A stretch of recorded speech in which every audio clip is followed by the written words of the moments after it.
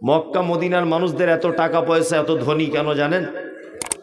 আমি গিয়ে যা বুঝেছি দুটো কারণে। হাজী সাহেব সাক্ষী দেবেন। এক, মসজিদে নববীতে কোরআন মাজিদ রাখা আছে মনে হয় কয়েক লক্ষ, ঠিক বলছি কিনা? মদিনার মসজিদে নববী, মসজিদে বেলাল, মসজিদে গামামা, মসজিদে কিবলাতাইন, মসজিদে কুবা, মসজিদে আবু বক্কর, যত মসজিদে সালাত আদায় করেছি এমন কোন মসজিদ নেই মদিনাতে যে মসজিদে 2-4 হাজার কোরআন মাজিদ রাখা নেই। কি বললাম বুঝলেন? আরাবিয়ান মানুষ যারা, তারা নামাজের পরে পরই হেরান দিয়ে কোরআন তেলাওয়াত করছে আর খেজুর আর জমজমের পানির বোতল সাইডে রেখে দিয়েছে। আল্লাহু আকবার। দুবাইয়ের এয়ারপোর্ট আবুধাবি এয়ারপোর্টে রাত 2টোর সময়তে আমাদের প্লেনটা গিয়ে দাঁড়ালো। রাত 2টোর সময়তে ইমিগ্রেশনে আমার পাসপোর্টটা যখন দিচ্ছি, একজন মহিলা পর্দা করে চোখ ঢেকে আছে, ও সূরা রহমান তেলাওয়াত করছে আর পাসপোর্টের কাজ করছে। আল্লাহু আকবার। অন ডিউটিরত অফিসার যারা বন্দুক নিয়ে দাঁড়িয়ে আছেন, কাঁধে, কিন্তু কোরআন তেলাওয়াত চালিয়ে যাচ্ছে। আমাদের ছেলেরা সুযোগ পেলে পাবজি, ফ্রি ফায়ার খেলে না? আর ওখানে মক্কাতে একটা পার্কে গেলাম বেড়াতে, যে দেখি আমাদের ইন্ডিয়ান মতন পার্ক কিনা। আলহামদুলিল্লাহ আমি গেলাম, তো অনেক বন্ধু বান্ধব সব ফ্রিতেই আমাকে ঘোরালো, অনেক আউটসাইডগুলো সব মানে সাইটে যত সিন আছে সব দেখালো। তো একটা পার্কে গেলাম, আরবের বেশিরভাগ মানুষের আমি যা বুঝলাম যে একটা মানুষের 2-3টে করে স্ত্রী, এটা আমি গিয়ে যা বুঝলাম ওখানে। তা আরবিয়ানরা 2টো স্ত্রী দুদিকে বসে আছে, স্বামী বসে আছে, বাচ্চা কাচ্চারা সব খেলছে পার্কে, আর 3জনা মিলে দেখছি গল্প করা বাদ দিয়ে কোরআন মাজিদ তেলাওয়াত করছে। আল্লাহু আকবার। তাই বুঝলাম আল্লাহ এদের এত সম্পদ দিয়েছে তার একটা কারণ, যে এরা কোরআন তেলাওয়াত খুব বেশি করে। নাম্বার 2, আমাদের এখান তো আদায়কারী বক্তারা শুরু করে না বললে কেউ দান দেয় না। হাজী সাহেবকে জিজ্ঞাসা করুন, মক্কাতে নামাজ পড়ে বার হয়ে যখন গাড়ি বিরিয়ানি ওই ক্লক টাওয়ারের ওদিকটাতে গাড়ি বিরিয়ানি ফ্রিতে বিলি করছে। স্কুলের ছাত্ররা রোদ্দুরের দিনে স্কুল ব্যাগে, আমি সব ক্যামেরা করে ভিডিও করে ছেড়েছি ওগুলো, স্কুল ব্যাগে পানির বোতল নিয়ে হাজী সাহেবদেরকে পানি পান করাচ্ছে ফ্রিতে। গাড়ি কলা, বড় বড় বিদেশের কলা ফ্রিতে বিলি বন্টন করছে হাজী সাহেবদের জন্য। আল্লাহু আকবার। আমি মনে হয় পৃথিবীর চরম উন্নতি, চরম শিখরে পৌঁছিয়েছে গোটা আরব দেশ এই কারণে যে ওরা 2টো জিনিস বুঝেছে, 1 কোরআন তেলাওয়াত আর 2 দান। আর এটা একদমই অরিজিনাল, দান করলে সম্পদ বাড়ে, একদম পরীক্ষিত। দান করলে সম্পদ বাড়ে, এটা পরীক্ষিত। কারণ কিছু দায়িত্ব আল্লাহর উপরে চলে যায়। যেমন আপনি যদি আপনার সম্পদ থেকে কিছু যদি বার করে দেন, তা আল্লাহর দায়িত্ব হয় ওই জায়গাটা পূরণ করে দেওয়া। কি বললাম বুঝলেন? চলুন, আল্লাহ তাআলা বলছেন মোমেন তারা কারা আয়াতুহুম জাদাতুহুম ঈমানা, তারা কোরআন তেলাওয়াত করলে ঈমান বেড়ে যায়। ওয়া আলা রাব্বিহিম ইয়াতাওয়াক্কালুন, মোমেন কি করে? আল্লাহর উপরে ভরসা করে। আল্লাযীনা ইউকিমুনাস সালাত, মোমেন সালাত আদায় করে, নামাজ পড়ে। 5 ওয়াক্ত নামাজ পড়েন তো? কারা পড়েন দেখি, তারা চোর ধরা পড়বে। আলহামদুলিল্লাহ অনেক লোকই আছে পড়েন না। 5 ওয়াক্ত সালাত আদায় করুন, এটা বাধ্যতামূলক একটা ইবাদত। কি বললাম বুঝলেন? আমাদের বর্তমান সমাজে 3-4 রকমের নামাজি পাওয়া যায়, আছে না? কেউ আছে জোহরে যায়, আসরে যায়, মাগরিবে থাকে না, এশায় দোকান বন্ধ করে, ফজরে ঘুম ভাঙে না, এরকম নামাজি আছে। আর কিছু নামাজি আছে শুধু জুম্মার দিনে যায়, তাই না? একদম বড় পাঞ্জাবি, সাদা টুপি আর সাদা লুঙ্গি, সাদা পাঞ্জাবি, এমন পোশাক পরে যাচ্ছে মনে হচ্ছে আব্দুল কাদের জেলানি আসছে, সপ্তাহে একদিনের। আর কিছু লোক আছে ঈদুল ফিতর, ঈদুল আজহা, তাই না? আর একটা লোক আছে 5 ওয়াক্তই পড়ে, তবে কিছু বুঝে না, 5 ওয়াক্তই চালায়, নামাজ পড়ে। চাচা কত বছর নামাজ পড়ছো? বাপ বলছে 30 বছর হবে। দুয়া কুনুতটা একটু বলো তো। বলছে অত বড় দুয়া কি করে বলবো, মানে কি আর সম্ভব বাপ? তবে 30 বছর নামাজ পড়ছি। আচ্ছা, একবার সেজদা দিয়ে উঠে আর একবার যখন দিবে তার মাঝখানে কি দোয়া বলে? বলছে জিভের আড়ই তো ভাঙে না। তাহলে ওটাও জানো না? বলছে না। আল্লাহু আকবার, আল্লাহুম্মা বাঈদ বাইনি ওয়া বাইনা খাতাইয়া কামা বা'আদতা বাইনাল মাশরিক, এটা জানো? হয় না, পারি না বাপ। এত বড় দোয়া কি করে বললো বাপ? চোখে কম দেখি, কানে কম শুনি। বলছে চোখে কম দেখি, কানে কম শুনি, 2 টাকা কম দিয়ে দেখুন, ঠিক বুঝতে পেরে যাবে। কি বললাম বুঝলেন না?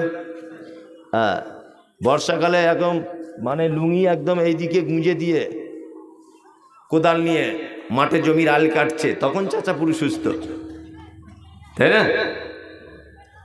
ওই লোকটাকে আপনি জিজ্ঞাসা করবেন, ওই লোকটা দেখবেন আপনি যখন নামাজ পড়বে, আল্লাহু আকবার, চাচা কি করো? তুমি তো বললে দোয়া জানি না। তুমি যে ঠোঁটটা নাড়াচ্ছ কি বলছো সত্যি করে বলো। দোয়া জানে না, অথচ সব জায়গায় গিয়ে ঠোঁট নাড়ায়, দেখবেন নাড়ায় না। আমি একটা ব্যাপার বুঝেছি, যে এতদিন মানুষকে ধোকা দিয়ে হলো না, এখন আল্লাহকে ধোকা দিচ্ছে মসজিদে। এটা আমি মনে করি। তুমি দোয়া জানো না, চুপচাপ মেরে থাকো। আর দোয়া না জেনে কতদিন কাজ চলবে? কতদিন কাজ চলবে দোয়া না জেনে? এই জাতি কিয়ামত পর্যন্ত পরিত্রাণ পাবে না। যে জাতি তার জলসাতে 10 কুইন্টাল জিলাপি বিক্রি হয় একটা দোকানদারের, অথচ ইসলামিক বইয়ের দোকানদারের 1000 টাকাও বিক্রি হয় না, এ জাতি সঠিক জিলাপি খুঁজে পাবে, দেশি বাদাম আর হাইব্রিড বাদামের পার্থক্য করতে পারবে, এ জাতি কখনো সঠিক ইসলাম পেতে পারে না। 20 টাকা দিয়ে একটা বাংলা দুয়ার বই কিনলেই তো মিটে যায়। আরে 6 মাসে আত্মাইয়াতটা মুখস্থ করা যাবে না? 6 মাসে বায়েত বাইনিটা মুখস্থ হবে না? আর কতদিন এরকম ভাবে চলবে? আপনি তো আল্লাহকে ধোঁকা দিচ্ছেন। আল্লাহ বলেন, আল্লাযীনা ইউকিমুনাস সালাতা ওয়া মিম্মা রাযাকনাহুম ইউনফিকুন। মুমিন হলো তারা, মসজিদে যখন আজান দিয়ে দিবে ও বাড়িতে বসে থাকতে পারবে না, ওর মন যেন মসজিদে চলে যাবে।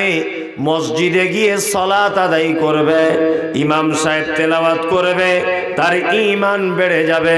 সারা দিনে যত ভুল করেছে নামাজের পরে একা একা অনুতপ্ত হবে, আর আল্লাহর দরবারে 2 হাত তুলে দিয়ে বলবে, রব্বানা আতিনা ফিদ দুনিয়া হাসানাতাও ওয়া ফিল আখিরাতি হাসানা ওয়া কিনা আযাবান নার।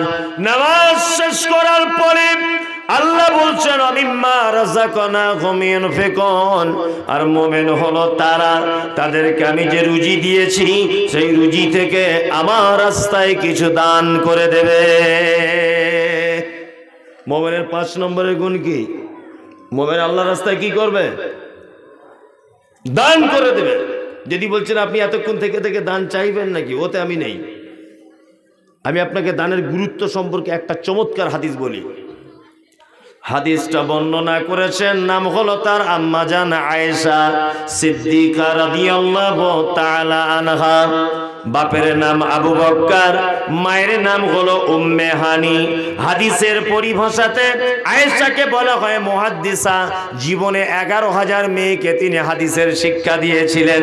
শুধু এখানেই ক্ষান্ত নয়, বিশ্ব নবী যত মেয়েকে বিবাহ করেছেন সব বিধবাদের বিবাহ করেছিলেন, একজন মাত্র কুমারীকে বিবাহ করেছিলেন, তিনি হলেন আয়েশা সিদ্দিকা রাদিয়াল্লাহু তাআলা আনহা।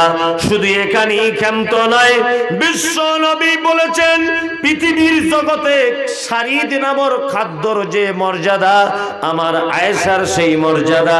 শুধু এখানেই ক্ষান্ত নয়, আম্মা জান আয়েশাকে বিবাহ করার আগে আল্লাহর নবীকে স্বপ্নের মাধ্যমে দেখানো হয়েছিল, এই দেখুন আল্লাহর নবী, ইনি হচ্ছেন হযরতে আয়েশা আবু বকরের বেটি, ইনি হবেন আপনার স্ত্রী। এই বিবিটা হাদিস বর্ণনা করেছেন। হাদিসও বর্ণনা বর্ণনাকারিণী আয়েশা কোন বিবি নবীজিকে করিলেন জিজ্ঞাসা, ও গো নবী তব সাথে দেখা হবে কার? নবী বলে দুনিয়াতে হাত লম্বা যার। মা আয়েশা বলে এ কথা যখন শুনিলাম কানেতে, কাঠখণ্ড লয়ে হাতে লাগিলাম মাপিতে, দেখিলাম বিবি সাউদার হাত লম্বা বলি, আমারও মুখেতে ওগো পড়ে গেল কালি। হাত লম্বার অর্থ পরে পারিলাম বুঝিতে, দান ধন যারা করে এই দুনিয়াতে। তারপরে জয়নাব এসে নবীজিকে কয়, কেন জয়নাব আল্লাহ রাস্তায় বেশি করে ক্ষয়? এ গ্রামের মানুষ শুনুন হাদিসটি বুখারীর, জয়নাবে আনন্দ আর আয়েশার মুখ ভারী। আম্মা জান আয়েশা বিশ্ব নবীকে ডেকে বলছেন, ইয়া রাসূলুল্লাহ, কিয়ামতের দিনে লক্ষ কোটি এক জায়গায় মানুষ থাকবে, সেই দিন আপনার সঙ্গে প্রথমে দেখা হবে কার? আপনি বলে দেন। বিশ্ব নবী বললেন, আয়েশা, তাই তার সঙ্গে প্রথমে আমার দেখা হবে যার হাতটা বড় লম্বা। আয়েশা অল্প বয়সের মেয়ে, ব্যাপারটা বুঝতে পারলেন না। একটা কাঠের লাঠি নিয়ে অন্যান্য বিবিদের হাতগুলো মাপতে শুরু করে দিলেন। দেখা গেল বিশ্ব নবীর আর একজন বিবি নাম হলো তার সাউদা, সাউদার হাতটা লম্বা হয়ে গেল। আম্মা জান আয়েশা দুঃখ মনে বলছেন, ইয়া রাসূলুল্লাহ, তাহলে কি আপনার সঙ্গে মনে হয় আমার আর দেখা হবে না?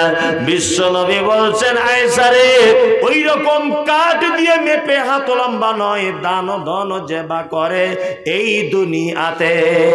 আয়েশা শুনে রেখে দাও, যারা দানের ব্যাপারে প্রতিযোগিতায় নেমে যায়, যারা দানের ব্যাপারে হাত লম্বা করে দেয়, আমি নবী বলছি কিয়ামতের দিনে তার সাথে প্রথমে আমার দেখা হবে। আল্লাহ, যারা দানের ব্যাপারে হাত লম্বা করে প্রথমে কিয়ামতের দিন দেখা হবে কার সাথে? নবীর সাথে। সহিহ বুখারী হাদিস। যদি বলছেন হাদিসটা বলার কি দরকার, আসলে ঘটনা হচ্ছে ভ্যাক না করলে কিছু ভিক মেলে না। কি বললাম বুঝলেন? কিছু ভ্যাক করা লাগে। ওই ধুলিয়ানে ডাক বাংলাতে ওই এরা জানে, আমি সবসময় এদের সঙ্গেই থাকি। তা ধুলিয়ান ডাক বাংলাতে একটা মেয়ে বউ না লোক ভিক্ষা করে। আজকে আমি জলসা করছি প্রায় মোটামুটি এদিক ওদিক 10 বছর হবে। তা ওই ভিক্ষা করে, তা 10 বছরই লোকটাকে দেখছি বাসে ওঠে, আর এইখানে দেখছি ওর ব্যান্ডেজ করা, সবার কাছে পয়সা চায়। তা আমি একদিন অবসর টাইম, সময় আছে অনেক, ওকে বাস থেকে নামিয়েছে। বলছে এদিকে এসো, 100 টাকার নোট বার করেছি, ও জানে দিবে, এদিকে এসো। আচ্ছা ভাই, তোমার এই ব্যান্ডেজে কি হয়েছে? বলছে অ্যাক্সিডেন্ট হয়ে গেছে ভাই। সারছে না? বলছে না। কতদিন হলো? বলছে পরশু দিন। বলছে আরে ভাই, আমি 10 বছর জলসা করছি, তুই 10 বছরই এইরকমভাবে আছিস।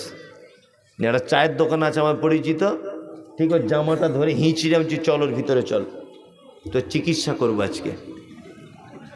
ঠিক আছে, চায়ের দোকানদার আমার বন্ধু, ওকে বলে দিয়েছে একটা লাঠি বার করতো, নে ও একটা লাঠি দিয়েছে। আমি মারবো না, একটু আর কি দেখছি যে কি ঘটনা। লাঠিটা নিয়ে বলছি পাটা খোল, কি আছে দেখি। ও তখন বলছে ভাই এমনি ভিক করলে কেউ দেয় না, মানে বাড়ি থেকে যখন আসে একটু উপরে গুড় লাগিয়ে আসে, আখের গুড়, মাছি ওরে পন পন করে লোক দেখে দেয় ভালো, মানে কিছুই নাই। ওই জন্য কিছু কিছু টাইম আছে, কিছু ভ্যাক না করলে ভিক পাওয়া যায় না। যায় যায়। এই গ্রামটার নাম কি? জালালপুর। জি, এই গ্রামের একটা ছেলে এই গ্রামে ভিক্ষা করে। এই গ্রামে তার প্রতিদিন চাল হয় 4 কিলো 3 কিলো, বেশি হয় না।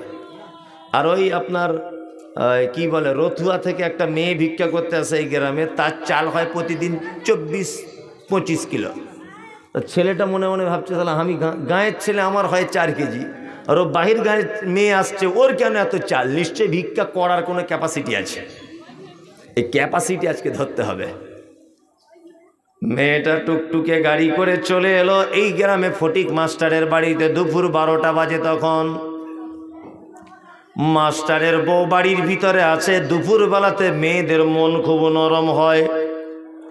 ওই মেয়েটা টোটো গাড়ি থেকে নেমে বলছে আমি নবীর বেটি ফতেমা, আর বাড়ি আমার মদিনা, ভিকে নাহি দিলে তোরা জান্নাত পাবি না।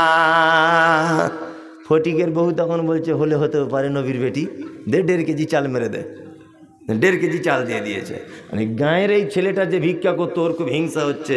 ওরে শালা চিটার দেখেছি, এরা তো কঠিন চিটার রে, নবীর বেটির নামে চাল তুলছে, এর খুব হিংসা হচ্ছে।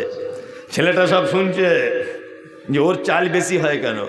আর একজন আর বাড়ি গেছে, গিয়ে বলছে আমি নবীর বেটি ফতেমা, বাড়ি আমার মদিনা, ভিকে নাহি দিলে তোরা জান্নাত পাবি না। ছেলেটারা সহ্য হলো না। ফতেমার স্বামীর নাম কি? আলী। ছেলেটার সহ্য হলো না। মেয়েটা একজনের বাড়িতে দাঁড়িয়ে বলছে আমি নবীর বেটি ফতেমা, বাড়ি আমার মদিনা, ভিকে নাহি দিলে তোরা জান্নাত পাবি না। ছেলেটা তখন গুটি গুটি পায়ে মেয়েটার পিছনে দাঁড়িয়ে গিয়ে বলছে আমি হলাম হযরতে আলী, এতদিন তুই কোথায় ছিলি?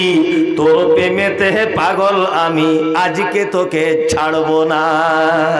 তুই যদি ফতেমা হবি, আমি হযরত আলী। স্বামী স্ত্রীর ব্যাপার, চাল যা হবে হাফ হাফ করে নিলে, মারামারি লেগে গেছে কঠিন স্বামী স্ত্রীর ব্যাপার।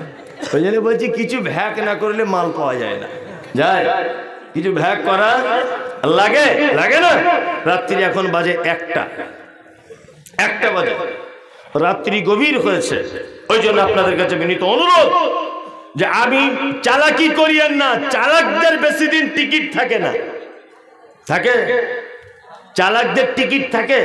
মিষ্টির দোকানে দেখেছেন না, কিছু মাছি আছে হাঁড়ির সাইডে বসে খেয়ে পালায়, আর কিছু মাছি আছে খুব চালাক, যে কাউকে খেতে দিব না, সব মাল একা মেরে দিব, দিয়ে মাঝখানে ঝাঁপ মেরে দেয়। দেখবেন সকালবেলা কোলা ব্যাঙের মতো ভুলে বসে আছে, তাই না? ঠিক তেমন চালাক হওয়া ভালো, চালাকি করা খুব খারাপ।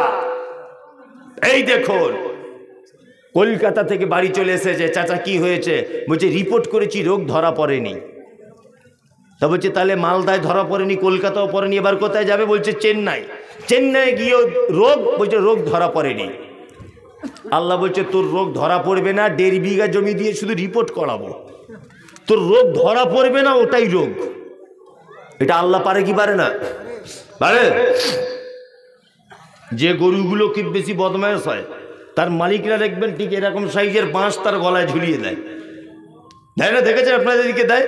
তার মানে কি, বেশি বাড়াবাড়ি করছিলিস, এবার গলায় বাঁশ দিয়ে দিয়েছে, এবার বোঝ, তাই না? তার টাকা হয়েছে মানে কি ছিনু আর কি হুনু, ওকে আর খুঁজিয়ে পাওয়া যায় না, কটা টাকা হয়েছে। তাই আল্লাহ বলছে মুমতাজুল ইসলামকে পাঠিয়েছিলাম কলকাতা থেকে, আর তোদের মাদ্রাসার জন্য বারবার চেয়েছিল, দিসনি তো, তোর গলায় ঘন্টা ঝুলিয়ে দিব, আমার নাম আল্লাহ। 12.5 লাখ টাকা শুধু রিপোর্ট করাবো, রোগ ধরা পড়বে না। এটা আল্লাহ পারে কি পারে না? পারে, পারে। ওই জন্য বলছি ডাক্তারখানায় যাওয়ার আগে, হসপিটালে যাওয়ার আগে একবার আল্লাহর ঘরে কিছু দিয়ে যান। একজন 5,000 নাকি 10,000? শাহিদুল ইসলামের দাদা। ও মাদ্রাসা তলবা শাহিদুল ইসলামের দাদা, 5,000 টাকা। ওর মায়ের নামে, দাদা দাদি, একজন মেয়ে ছেলে 500 বেনামিতে, একজন। এই কেউ চলে যাবেন না কিন্তু, বলে দিলাম, হ্যাঁ কেউ চলে যাবেন না। কেন বলছি চলে যাওয়া মানে, যে আপনাকে দেখে আরেকজন চলে যাবে, এতে করে মানুষের ডিস্টার্ব হবে। কালেকশন এটা করতে আমাকে যদিও তেমন ভাবে চাপ দেয়নি, তবু এটা আমার দায়িত্ব এবং কর্তব্য, কারণ প্রতিষ্ঠানের জলসা, এটা করতেই হয়। কারণ প্রতিষ্ঠানগুলো তো সরকারি অনুদানে চলে না, এ সরকার আপনারাই। ওই জন্য মাদ্রাসার জলসা মানে বক্তব্য যাই হোক, আদায়ের ব্যাপারটা একটু লক্ষ্য রাখা উচিত। ওই জন্য বলছি যারা এখানে বসে আছেন, বিনীত অনুরোধ, অন্তত পক্ষে আপনারা 2টো করে 1000 টাকা যদি 10 জন দিয়ে দেন, 20,000 হয়ে যাবে ইনশাল্লাহ। আমি বেশি চাইবো না, যদিও আল্লাহর রাস্তায় দেন, একটু দেন। আল্লাহ তাআলা মুমিনদের গুণ বলছেন, মিম্মা রাযাকনাহুম ইনফিকুন। মুমিন তো তারাই যারা আল্লাহর রাস্তায় কি করে, দান করে। আল্লাহ নবী সাল্লাল্লাহু আলাইহি ওয়াসাল্লাম কি বলছেন? ইত্তাকুন নার ওয়ালাউ বিশিক্কি তামারিন। তোমরা দান করো, খাজুরের টুকরা হলেও, তার বিনিময়ে তোমরা জাহান্নাম থেকে বেঁচে যাও। আর একজন 500 টাকা দিলেন শাহিদের বড় আম্মার নামে, সাকিদের বড় আম্মার নামে 1000 টাকা। এই আর কেউ আছেন ভাই? দেন 1000 টাকা দেন, আল্লাহর রাস্তায় দেন, সকলেই দেন। তুমি আসমানে থাকো প্রভু, আমি জমিনে। তুমি আসমানে থাকো প্রভু, আমি জমিনে। তবু তোমারি প্রেম জমে হৃদয় গহীনে। আমি তোমারি গোলাম গো, অন্য কারণ না। আমি তোমারি গোলাম গো, অন্য কারণ না। আলিমুল গায়ব তুমি, মালিক রব্বানা। আল্লাহ আল্লাহ আল্লাহ আল্লাহ। মাদ্রাসা সেক্রেটারি সাহেব 5000 টাকা। মাদ্রাসার ক্যাশিয়ার সাহেব